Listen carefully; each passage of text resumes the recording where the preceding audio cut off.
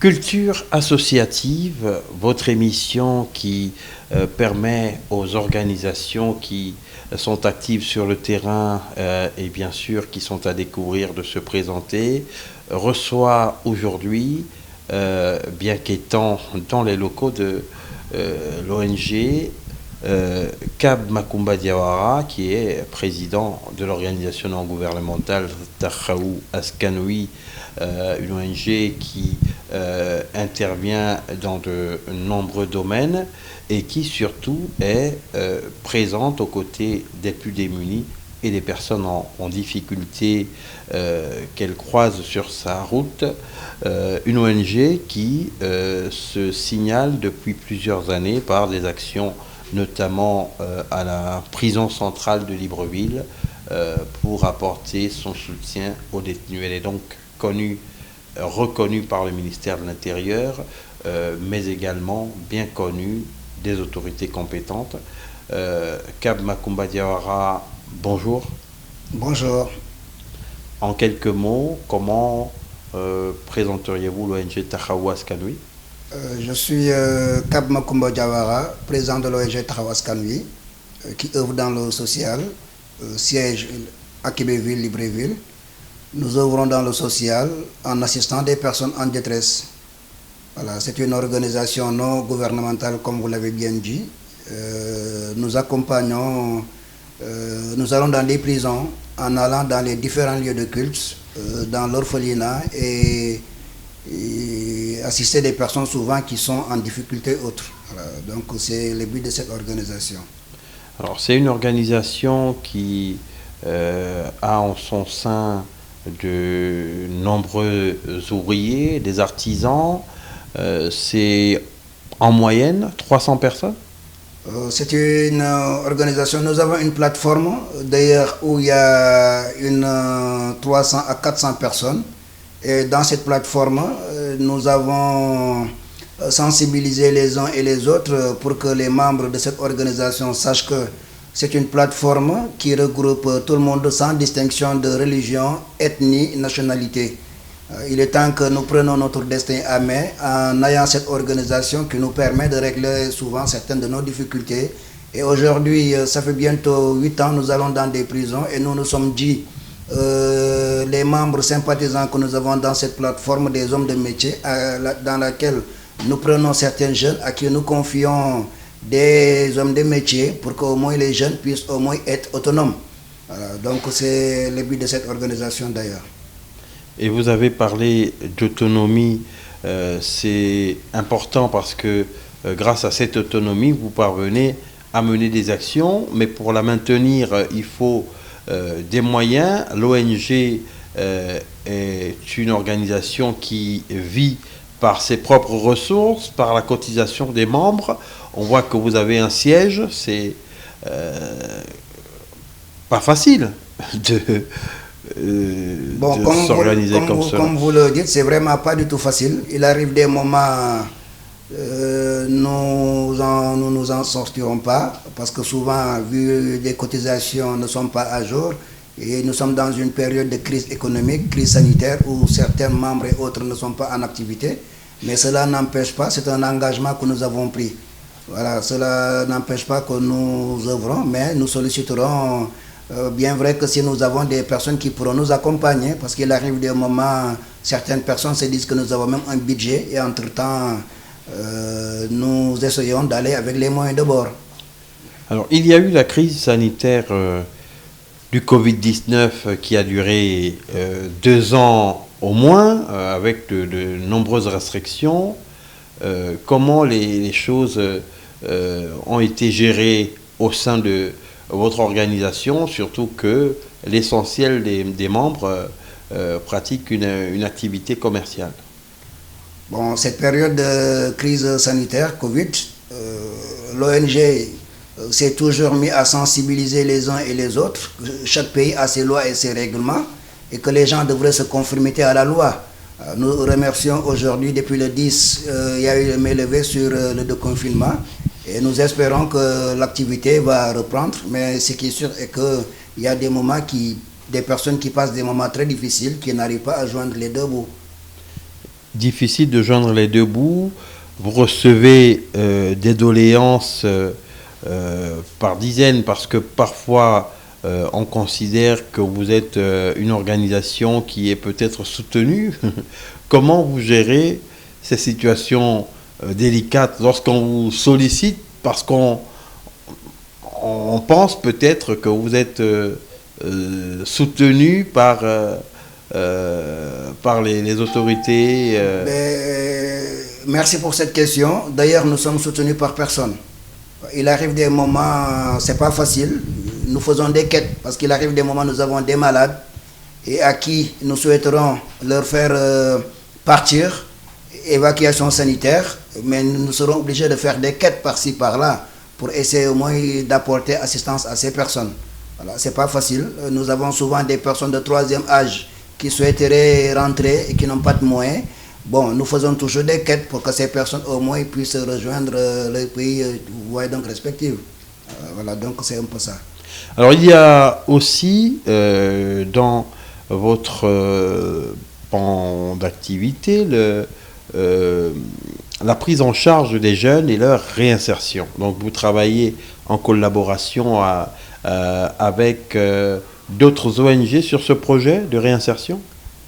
Bon, nous avons une ONG que nous avons signé un partenariat à Agos pour essayer au moins de l'accompagner.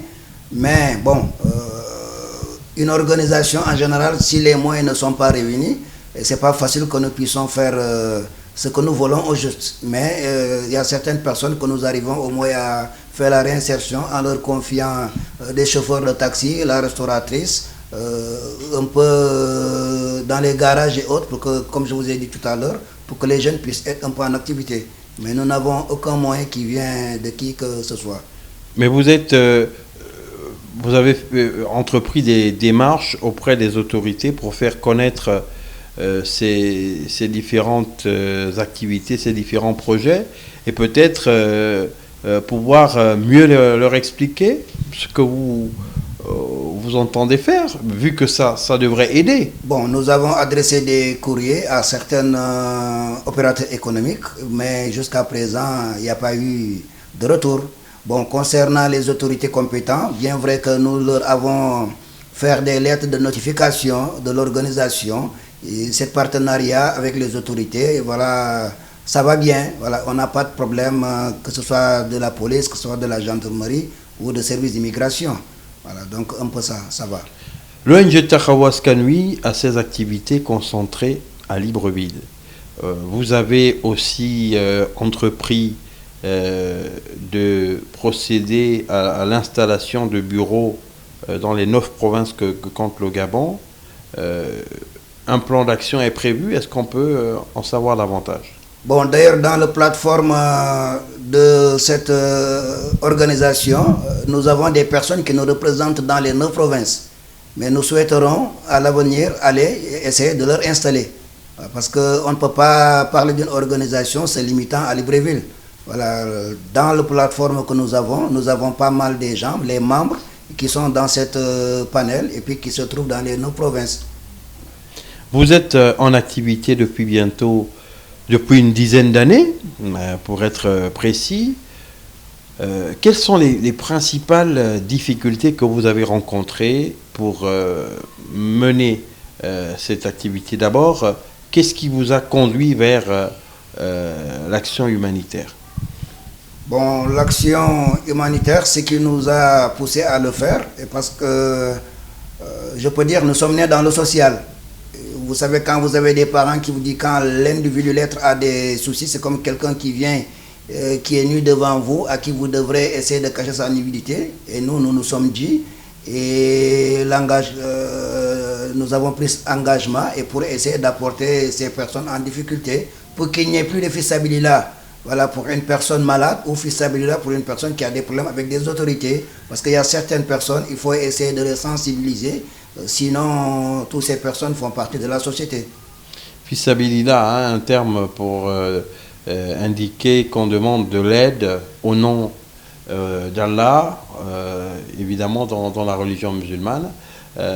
Vous avez, et vous l'indiquiez tantôt, une plateforme avec énormément de personnes, environ 400 personnes.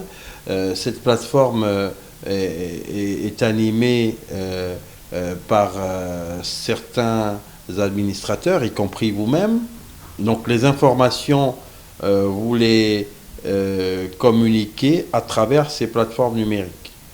Voilà, nous en tant qu'administrateurs et autres, c'est une plateforme que nous avons d'ailleurs réglementée pour que cette plateforme puisse être rien qu'une plateforme d'information. Essayer de sensibiliser les uns et les autres le comportement qu'il faut avoir vis-à-vis dans un pays d'accueil. Et quand nous avons des informations qui viennent auprès des autorités, que nous puissions au moins le mettre dans la plateforme pour des messages de sensibilisation, pour leur informer et autres. Voilà, donc c'est le but de cette plateforme. Donc on sait que bientôt il y aura des échéances, notamment en ce qui concerne les élections législatives au Sénégal. Est-ce que l'ONG Taxawu Askan Wi a jeté son dévolu sur un candidat à soutenir, ou bien pour l'instant vous observez? En tout cas, ce qui concerne notre présence dans les préparatifs des députés de la diaspora et autres, bon, nous attendons avec le temps ce que ça va donner, mais pour le moment nous observons. Parce que c'est plutôt c'est la communauté plutôt qui devrait choisir le candidat qu'il faut. Mais nous essayons d'attendre voir et puis ce que ça va donner à l'avenir. Donc le député de la diaspora, on rappelle, qu'il va avoir à charge pas seulement les Sénégalais du Gabon. Bon, le député va représenter toute l'Afrique centrale. Voilà, toute l'Afrique centrale, pas seulement du Gabon. Alors c'était une parenthèse. L'ONG Taxawu Askan Wi, on le rappelle, existe depuis une dizaine d'années et ses activités sont donc constituées de dons dans les prisons, dans les orphelinats, mais également de toute autre forme d'assistance. Il va être difficile de les énumérer ici vu que il y a beaucoup de sollicitations. À l'avenir, comment voyez-vous le fonctionnement de cette organisation non gouvernementale? Lorsque vous y pensez, vous espérez que ça pourrait fonctionner comment à l'avenir? Bon, nous sommes en tout cas sur le terrain et nous espérons avec le temps que les choses puissent aller bien comme nous le voulons. Nous sommes en tout cas sur le terrain, c'est ce que je peux vous dire sur ça. Pour le reste, ce sont les membres et autres qui décideront vu ce que nous sommes en train de faire sur le terrain. Et comment on fait lorsqu'on veut devenir membre de cette organisation? Pour être membre dans cette organisation, nous avons des cartes que nous délivrons les membres. Cette carte, il faut 5 000 pour adhérer et il faut 2 000 francs par mois. Voilà, les cotisations qui nous permettent d'aller dans les différents lieux de culte, comme nous l'avons dit, dans l'orphelinat et pourquoi pas dans les prisons. Voilà, donc c'est un peu ça. Mais il arrive des moments, comme je vous ai dit tout à l'heure, c'est pas évident que souvent les gens respectent les cotisations. Surtout que nous avons un siège, nous avons des entretiens à faire. C'est pas facile, mais nous espérons qu'avec le temps, les autorités pourront nous apporter une aide. Voilà, un peu ça. L'ONG Taxawu Askan Wi, dont le siège se trouve 6 à Kébéville, en face de l'église les Rois Mages d'Akébé, pour ceux qui connaissent la capitale gabonaise. Nous étions en compagnie de Kab Makumba Diawara, président de l'ONG Taxawu Askan Wi, puisqu'on est en train de boucler cet entretien. Peut-être avant de conclure, Monsieur le Président, un mot de fin? Nous vous remercions, vous qui nous avez donné cette opportunité de s'exprimer. Et nous sensibilisons aussi la communauté sénégalaise vivant au Gabon d'avoir un comportement bien, parce que chaque Sénégalais peut représenter son pays par son comportement. Voilà, dans un pays d'accueil où vous êtes, il y a une façon de se comporter pour qu'au moins que certains problèmes et autres puissent ne pas nous arriver. Parce que vous savez qu'aujourd'hui, avec ce qui se passe partout dans le monde d'ailleurs, hein, il y a partout de l'insécurité et autres. Mais après le travail, si vous êtes à la maison, je crois que certaines choses qui arrivent les uns et les autres ne pourront certainement pas les arriver. C'est le message que je véhicule et que je profite de l'occasion de lancer à la communauté sénégalaise vivant au Gabon. Culture associative prend fin. Ce numéro a été tourné, on le rappelle, au siège de l'organisation non gouvernementale Taxawu Askan Wi à Kébéville, à Libreville, la capitale du Gabon. Merci à Nodé Semik Moussunda pour la coordination technique. À très vite sur Proximité Web TV, votre télévision.